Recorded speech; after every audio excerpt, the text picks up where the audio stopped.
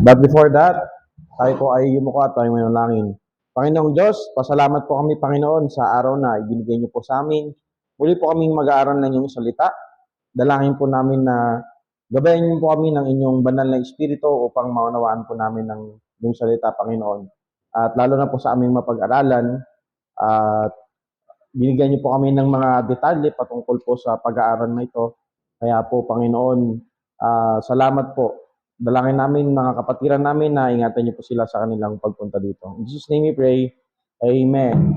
Okay po, nais ko pong basahin sa inyo ang sulat po ni Apostol Pablo sa mga taga-Korinto. 2 Corinthians chapter 2 verse number 11. Ito po ang sabi ng Panginoon sa pamamagitan ni Apostol Pablo. Lest Satan should get advantage of us, for we are not ignorant of his devices. So ngayon po, ang pag-aaralan natin ay tungkol po kay Satan. Hindi po natin gustong pag-usapan si Satan, pero ang sabi ng Bible, hindi dapat tayo maging ignorante sa mga devices. Pag sinabi nating devices, yung mga pamamaraan ni Satan. Alam niyo po, meron tayong tatlong kaaway sa mundo. Unang-una yung sarili natin. Pangalawa, yung mundo, hindi yung puno, hindi. Ibig sabihin yung sistema ng mundo, katulad ng sistema ng mundo ngayon. Mga bagay na hindi maganda na mga pinapauso, sistema. Pangatlo, si Satan. So, kung hindi natin kilala yung kaaway natin, baka tayo ay mabuslo o matinag, mahulog sa kanyang mga patibong, sa kanyang mga tukso sa atin. So tayo po, naniniwala po tayo kay Satan na dati siya ay holy, ibig sabihin, nung ginawa ng Diyos ang lahat ng bagay, bago niya likhain ng mundo, ang una niyang mga ginawa, mga angels. Angels. Okay?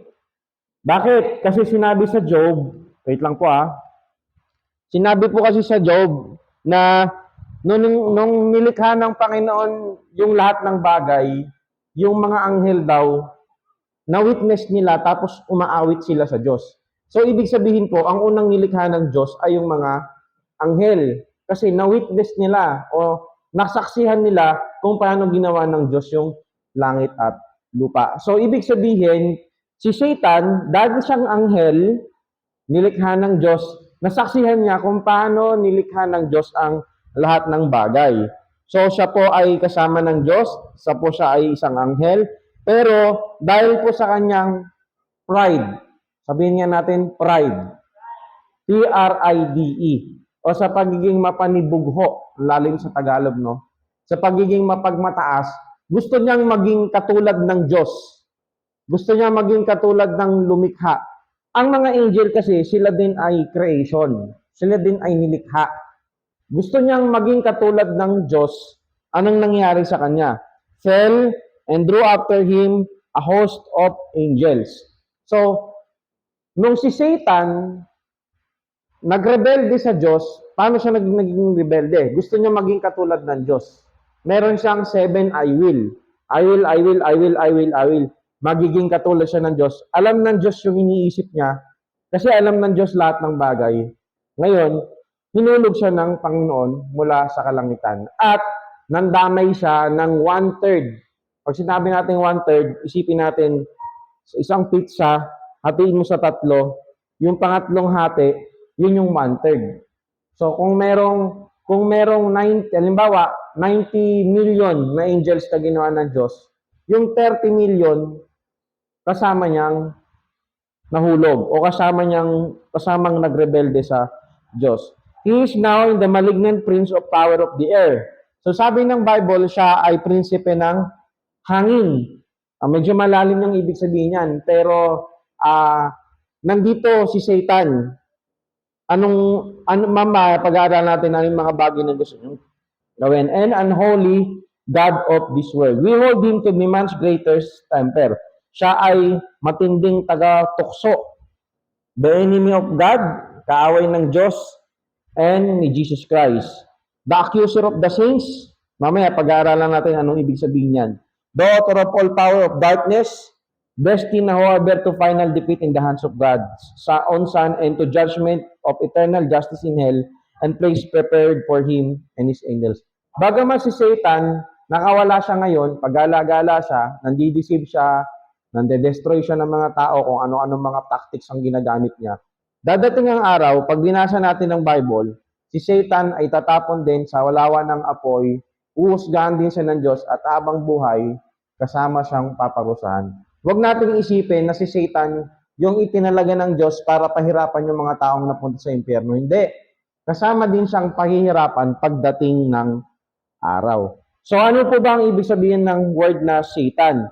Yung Satan po, it means accuser. Is one of the titles of the enemy of God. Isa lang sa mga titulo. Kasi pag sinabi nating name, personal name, ako may personal name, Jomar. Di ba? Pero may mga title sa akin o mga screen name. So, si Satan, yung Satan, title lang siya. Sapagkat ang unang pangalan ni Satan ay Lucifer. Okay? Lucifer. Ang ibig sabihin ng Lucifer ay shining. Yan ang ibig sabihin. Lumiliwanag. So, pag-aralan natin yung kung sino si Satan at yung kanyang mga ginagawa. Mabilis lang to mga kapatid eh. So, magbibigay tayo ng mga konting aplikasyon. The origin of Satan. Saan ba nagmula si Satan? Sabi ng Bible, he was created by God. Tingnan natin. Ginawa ba ng Diyos si Satan? Yes. Sapagkat si Satan ay anghel. Pero anghel na nagrebelde. Kaya, pag sinabihan ka ng lalaki para kang anghel, tanungin mo ano yung nahulog? Oh. Joke yun ha. My first joke for today. Parang ang tagal ko nang di nakapag-Sunday school, no? Nasaan ba ako nung nakaraan? May sakit pala ako nung nakaraan. Yep. Yan. Colossians chapter 1 verse number 16. Sabi ng Bible, for by Him were all things created. Ginawa ng Diyos lahat ng bagay that are in heaven, nasa kalangitan, that are in earth, nasa lupa, visible and invisible. Yung mga nakikita at saka mga hindi nakikita. Whether they be thrones or dominions or principalities or powers, all things were created by Him and for Him. Lahat ng bagay, lahat ng nilalang, lahat ginawa ng Diyos. So, ang mga anghel, kasama si Satan, ginawa siya ng Diyos. Kaso nga lang, ito si Lucifer, kakaiba siya sa lahat. He was an exalted angel. Sabi ng Bible sa Ezekiel, siya ay isa sa mga pinakamagagandang anghel ng Diyos. Beautiful. Sa katawan niya, nakabuild yung mga instrument, iba't ibang uri ng instrument. So, kakaiba siya. God described Satan in his beginning. He was the anointed cherub. Cherubim, kasi may mga uri ng anghel. Sa angelology, pag-aaralan natin yan. Cherubim, seraphim, saka ano pa? Archangel. Saka yung mga normal lang na angels. Mga ministering spirit. So yung cherubim, yun yung talagang mismong nasa trono ng Diyos. Tumatakip, dahil may mga rank yung mga angels, isa sa pinakamataang na doon ay yung cherubim. Kaso nga lang, nagrebelde siya sa Diyos. He was exceedingly lovely with all sorts of precious gems included in his body. So lahat ng mga makikinang matitinding bagay ay nasa kanya at mga musical instrument nasa kanyang katawan like pipes and tabrets. And he was called Lucifer, ang ibig sabihin son of the morning. Lucifer means shining. And we can only imagine how beautiful Lucifer was when God created him. But, so, ano yung makikita natin? Ginawa siya ng Diyos. Kakaiba siyang anghel. Anointed cherub. May ranking ang mga angels. Cherub, seraphim, archangels, tapos yung mga angels na normal lang. Tayo, meron tayong mga ministering spirits. Angels, no? Bawat sabi ng Bible, yung mga taong nakakilala sa Panginoon, sabi sa Hebrews, merong silang mga anghel na pinapadala ang Diyos. Bakit kailangan tayong padalaan ng Diyos ng anghel? Kasi nga merong mga kalaban. Okay? So, hindi naman yan yung topic natin, pero medyo segue-segue lang ng konti. But, anong nangyari? He was lifted up with pride and sin. Tignan natin sa Ezekiel. Kailangan mabasa natin to. Kasi andito yung I will ni Satan. Kung hindi ako nagkakamali. Proverbs. Hindi kayang i-flash, no? Para makita ng iba. Ezekiel chapter 28. Verse number 15. Thou wast perfect in thy ways from the day that was created, till iniquity was found in thee. So, doon tayo sa may, thine heart was lifted up because of thy beauty, thou hast corrupted thy wisdom by reason of thy brightness.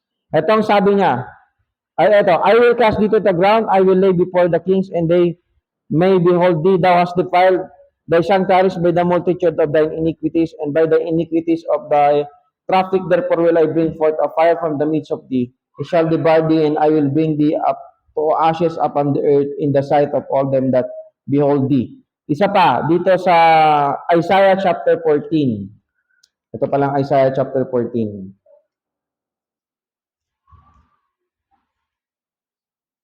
Verse number 13 to 14. Okay, ito yung magandang makita natin. Isaiah 14 verse 13 to 14. Paano yung iniquity? Sa Ezekiel, nakikita natin, until thy iniquity found in thee. Ano ba yung iniquity na tagpuan sa kanya, kay Satan? For thou hast said in thy heart, sinabi niya sa kanyang sarili, sa kanyang puso, I will ascend into heaven. Okay? Paparoon siya sa kalangitan. Ayun yung unang I will. Pangalawa, I will exalt my throne above the stars of God. Kita niyo yan? I will sit upon the mount of the congregation in the sides of the north. Kumbaga, kung saan nakapwesto ang Diyos, pepwestuhan ko. Kung saan nakaupo ang Diyos, doon ako uupo. Verse 14, I will ascend above the heights of the cloud. And, ito na yung huli, I will be the most high. Ako ay magiging Diyos. Hindi sinabi dito, sabi dito, I will be like the most high. So, tandaan natin, ang Diyos, self-existing. Ang ibig sabihin nun, hindi kailangan ng Diyos, ng anghel, ng tao, ng lahat ng bagay para mabuhay siya. Okay? Ang Diyos, bago likain ng lahat, nandun na siya. Walang simula, walang dulo. So, ang anghel, meron silang beginning, meron silang simula. Si Satan, hindi pwede maging Diyos kasi siya ay merong simula. Pero, inassume niya na maging katulad ng pinakamataas o maging katulad ng Diyos. At anong nangyari sa kanya, he became the enemy of God and of man. Tandaan natin, bagamat si Satan ay makapangyarihan, hindi siya pinakamakapangyarihan. Magkaiba kasi yung makapangyarihan at pinakamakapangyarihan. Ang mga anghel, may mga powers kasi yan. Kaya yung makikita natin sa Facebook, yung si Jesus daw, saka si Satan may sungay, nagpupunong braso, hindi totoo yun.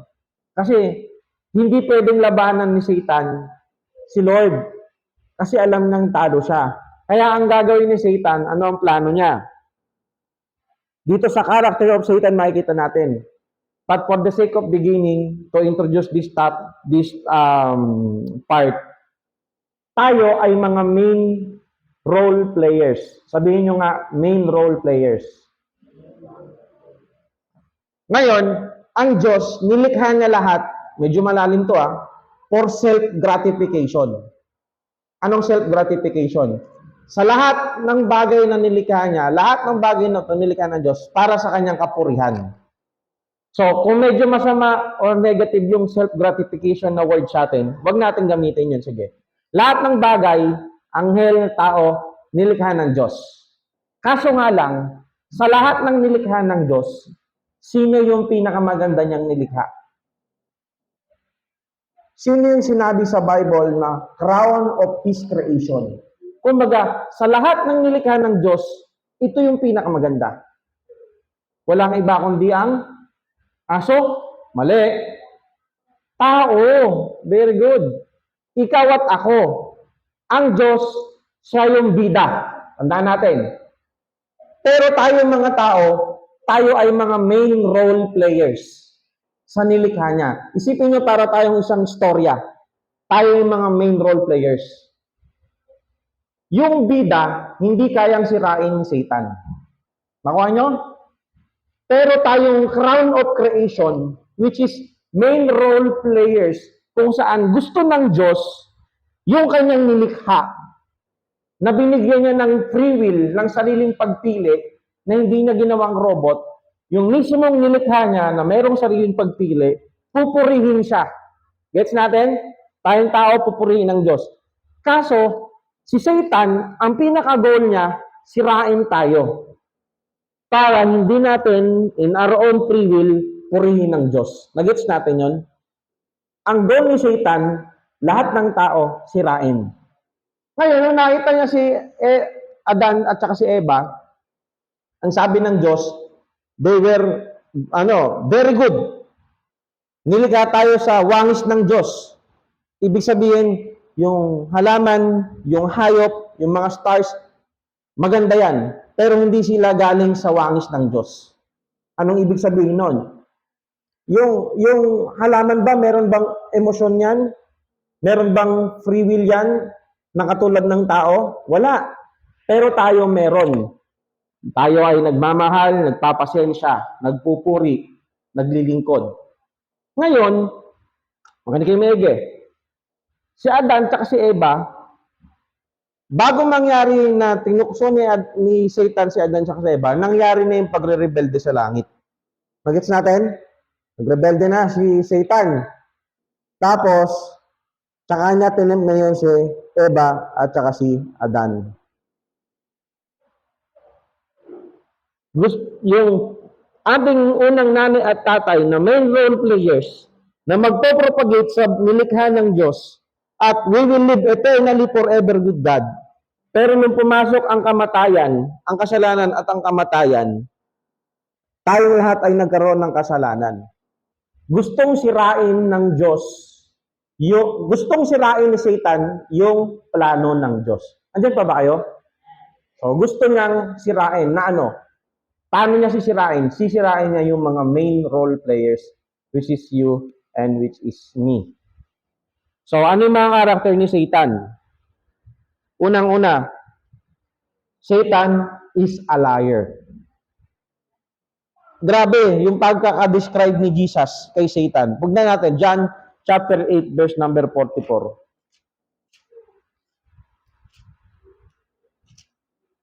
Isa sa mga favorite verse, no? Ang sabi ng Panginoon sa mga Pariseyo, "Ye are of your father, the devil." Kayo ay sa inyong mga tatay, diablo. "The lust of your father you will do." Kung ano ang pita ng inyong tatay, yun ang gagawin nyo. He was a murderer from the beginning. Siya ay mamamatay mula pa nung una. And abode not in truth. Hindi siya nananahan sa katotohanan. Because there is no truth in him. Walang katotohanan sa kanya. When he speaketh a lie, tingnan nyo ang lupit nito. When he speaketh a lie, pag nagsalita, tingnan nyo, he speaketh of his own. Sinasalita niya o tinutukoy niya yung kanyang sarili. For he is a liar, sapagkat siya ay sinungaling and the father of it.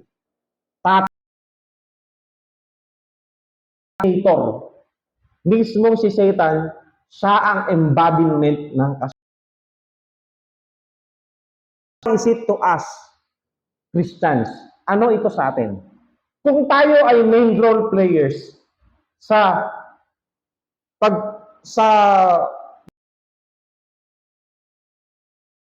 ang gagawin sa atin ni Satan, sisirain tayo sa pamamagitan ng kanyang mga kasalanan na binubulong sa atin. Ini-inject sa atin. Halimbawa, pwede kang mabuhay kahit wala ang Diyos. Life without God. Yan, tingnan nyo. Si Satan, mangulon niya kayo.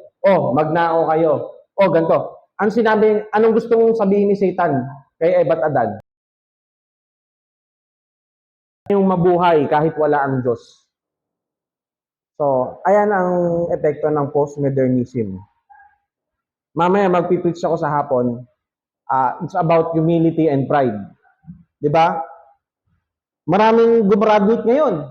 Congratulations. 'Di ba? Sino ba yung mga, wala pa yung mga graduate ngayon eh.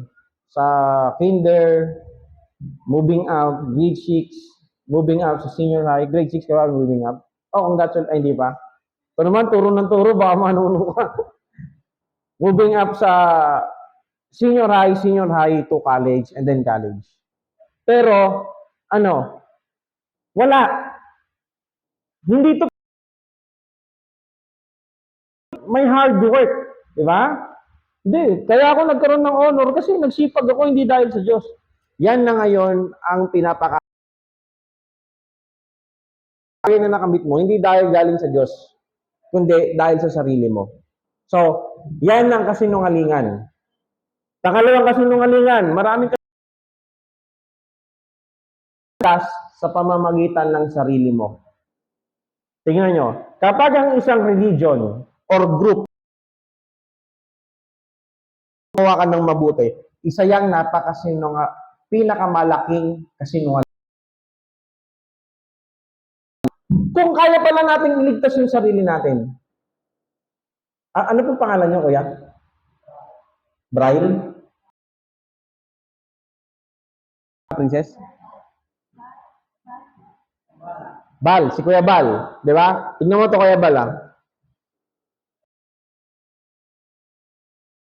mula sa impyerno. Kasi tayo makasalanan. Ang Diyos banal. Di tayo pwede sa langit. Kaya impyerno tayo. Ngayon, ang issue dito, kailangan natin maligtas. Kung kaya pala natin iligtas yung sarili natin para mapunta tayo sa langit, bakit pabababa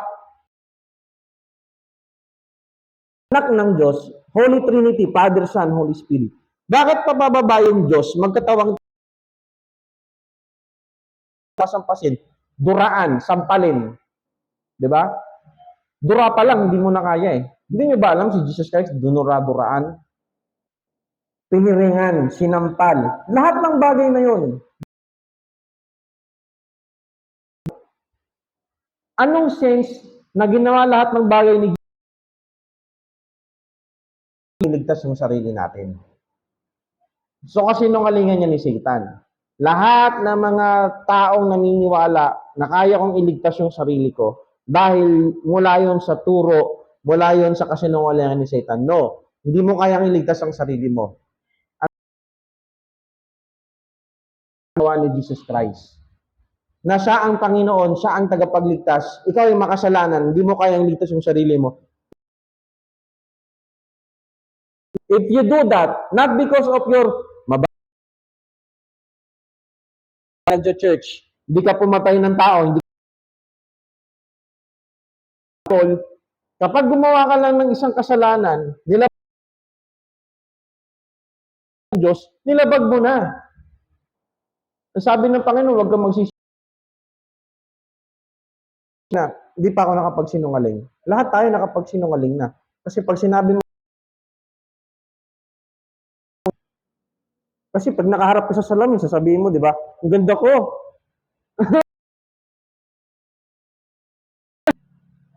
Okay? So, ang dami maniwala. Ngayon, tayong mga Kristiyano na, kahit tayo nakakilala na sa meron pa rin siyang mga kasinungalingan. Sinungalingan na yun. Layan, hindi ka natatanggapin ng Diyos. Wala na, hindi ka na mag-i-improve. Wala na. Hindi, okay lang maging faithful. Church, madami. Next, si Satan, siya ay murderer. Ibig sabihin, yun, alam nyo, ang sabi ng Panginoon, mamatay yung physical. Matakot ka dun sa mamatay, pero habang buhay pinarurusahan. Walang iba kapag yung kaluluwa natin kakilala sa Panginoon habang buhay tayong mapupunta sa Satan is a murderer. Next, Satan is proud. He is proud. Mapagmataas. Diba? Ang dami panibig ko, mapagmataas. Yan si Satan. Di ba? Kaya, alam nyo mga kapatid, tayong lahat, meron tayong attitude na ma-pride eh. Kumain. Paano mo masabi, Kuya Jomar? Alam nyo, hindi lahat ng hiya diba? Kaya ayaw mong kumain kasi ayaw mo magkaroon ng utang na loob kasi baka sumbatan ka. Pride yan, kapatid. Minsan yung mga minsan source yan ng pride eh. Kaya, uy, tingnan mo. Sabihin mo sa sarili mo, baka maging source mo yan ng pride. At yan ay mga devices ni Satan, Brother Raymond. Ano kang gagawin para sa church? Tapos gusto mo, babanggitin yung pangalan mo, pasasalamatan ka palagi. Ng Panginoon, pag gumawa ka ng mabuti, kahit sa pinakamatalik mong kaibigan, ang ginagawa ng mga tao ngayon. Guys, tingnan nyo to, bibigay akong pera, oh. Oh. Tapos pag-off na, uy, joke lang. Di ba? Di ba ganyan po ang mga tao ngayon? Sabi ng Panginoon, kung ano yung ginawa ng kanan, wag mo nang hayaang malaman pa nung ating pride. Gusto nating pangalagdakan lahat ng mga bagay na hindi. Okay, minsan, ganun din. Yung yung tapos nakita mo yung kapatid mo, matagal nang hindi nagsimba. Sa isip mo, buti pa ako, lagi ako nagsisimba. Di ba, Francis and Joan? Source of pride yan. So, uy, praise the Lord, nagsimba ulit si kapatid. Di ba? Hindi yung, buti pa ako, lagi nagsisimba. Yan, kaya kasi ka nagkakaganyan. Partly true. But again, minsan, yung mga result natin na ginagawa para kay Lord, a deceiver. Ganon din yan. Liar, deceiver. Again, anong ibig sabihin ng Satan? Accuser. Lagi niya tayong ina-accuse. Nasa harapan at ang Diyos, tayo. Lagi niyang sinasabi, oh Lord, oh, tignan mo, si Joan, oh, ganyan ginagawa. Di naman nagpe-pray, nakasubo na, tsaka lagi niya tayong ina-accuse, accuser of the brethren. Lagi niyang sinasabi yung mga mali natin. Again, we are main role players. Kasi nga, tayo ay crown of His creation. Gusto ni Satan, lagi tayong sirain. Pero, pag si Satan, sa kasalanan natin, Ruth, tingnan mo, puro beat.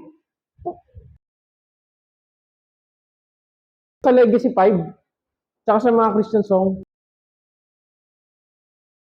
Jesus Christ. Wala na. Kapag ikaw, ang buto na nasa loob ng isang prutas, hindi mo makikita yung buto. Tayo ay sinners, and yet we are justified dahil sa dugo ni Kristo. Kaya every time,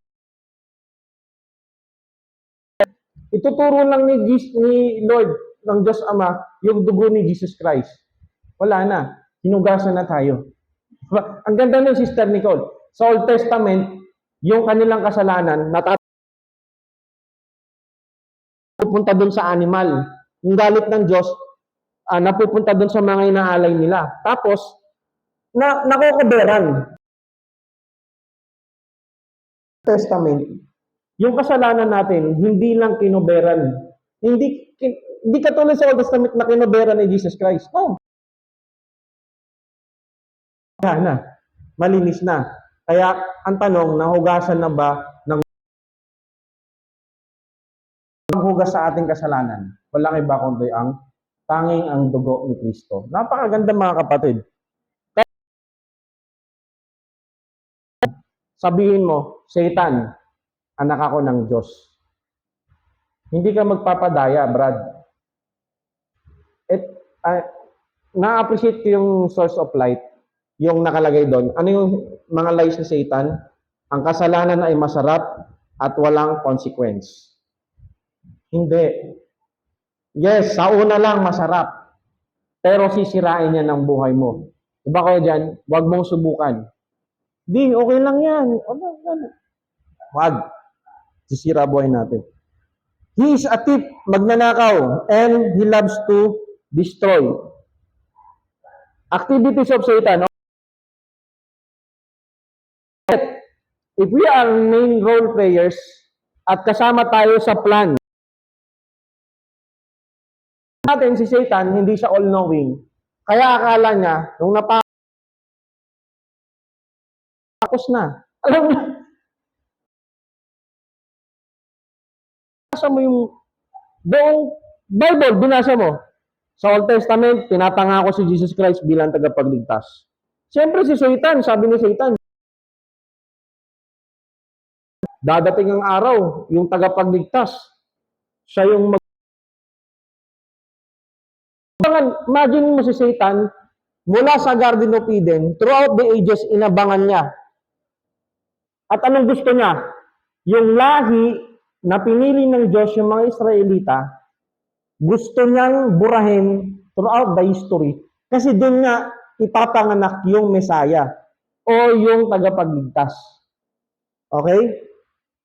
So, nung dumating si Jesus Christ, eto na. Pinlat niya lahat. Hindi niya alam yung pinaplano niya kasama sa plano ng Diyos. Grabe, ang galing talaga ng Diyos. Kung di bang in layman's term, parang yung mismong ginagawa mo, gagamitin niya ng Diyos para ma-accomplish niya yung plano niya. What is that? Yung kamatayan ng Panginoon, yung kanyang pagbuhos Satan, panalo na siya. Nung namatay si Jesus, pero hindi niya alam, after 3 days, nabuhay muli. Hindi pala magtatapos ang Panginoong Jesucristo sa libingan. Kaya napakatindi ng ang Panginoong Jesucristo ay nabuhay muli. Whatever God does and plans, alam nyo, ayaw ni Satan nagbabasa ka ng Bible. Ayaw ni Satan nakikinig ka ng preaching, Nicole. Ayaw niya. Kaya anong gagawin niya? I-distract ka niya. Kaya alam niyo po, okay lang naman na yung Bible na nasa cellphone, na nasa iPad, ito, nakalimutan ko yung term. The text is beyond the media. Dati, yung Bible, kung saan-saan. Pero ngayon, pwede na sa cellphone. Pero, tandaan natin, yung gadgets natin, madaming distraction yan. Kaya hanggat maaari, pag mag-church ka, wag muna yung cellphone, wag muna yung iPad, tablet, Bible talaga. Para walang distraction. Ayaw ni Satan na nakikinig ka sa preaching, nagbabasa ka ng Bible, at ayaw niya. Kasi every time na magpe-pray ka, sinasabi mo sa sarili mo, wag nating kalanganin ang Diyos. 16 na.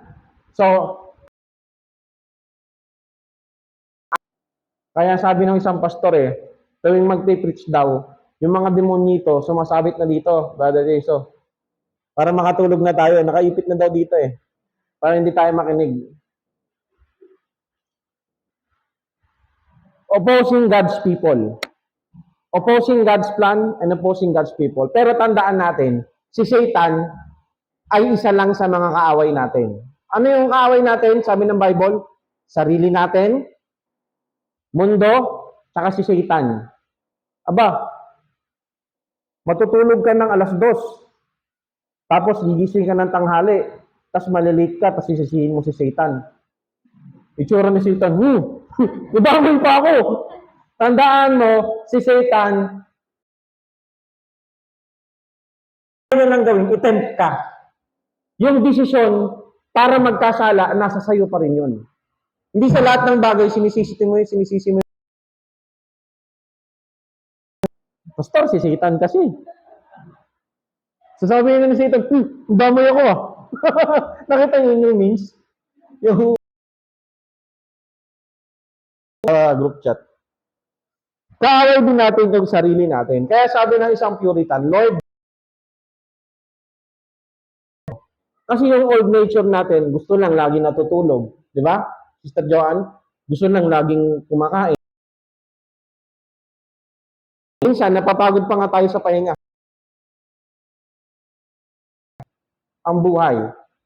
Kaya nga, Lord, isave mo ko sa katamaran ko. Eto pa ha, yung katamaran, nanggaling sa atin yan. Huwag mo sisihin yung espiritu ng katamaran. Siguro, tamad talaga ikaw. Kaya kailangan mong ipag-pray, Lord, isave mo ko. Gusto natin lagi natutulog. Sabi nga ni Pastor Bong, hindi ko makakalimutan. Pag binaka, nakuha niyo yan, mga binata? Pag binata kang tao at natutulog ka sa... One of the reason why the service of God is aggressively opposing God's people. Ito nakakalungkot. Si Satan, triple time. Triple yung kanyang masigasig. Buti pa si Satan masipag eh. Masipag siyang mangten. Masipag siyang sige, buyuin pa yung mga LGBTQ. Masipag siyang ano, tayong mga Kristiyano, tandaan mo, dalawa lang yan. Pag ikaw idol ka sa gawain ng Panginoon, hindi ka daya tayo sa ating kaaway. Kaya mga kapatid, tandaan natin, greater is He that is in you, that He that is in the world.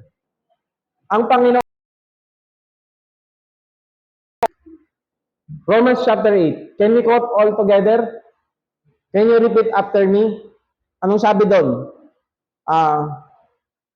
If God be for us, ready go. If God be for us, who can be against us? Sa Tagalog, kung ang Diyos ay nasa atin, sabihin nyo, kung ang Diyos ay nasa atin, sino ang makakalaban sa atin? What is the answer? Actually, that is a rhetorical question. A question that doesn't need an answer. Hindi na kailangan sa Satan ang pwedeng sumira sa atin. Amen? Kaya tandaan nyo, sabihin mo sa sarili mo, anak ako ng Diyos. Kaya kong labanan yung temptasyon na to. May mga struggle pa din tayo bilang isang Kristiyano. Bagaman kaya kang tulungan ng Panginoon. With that, ang oras po natin ay 10:20 na para po may oras tayo mag-break. CR break, tubig. Para may time tayo mag-break. Tumayo tayong lahat at mag-break tayo.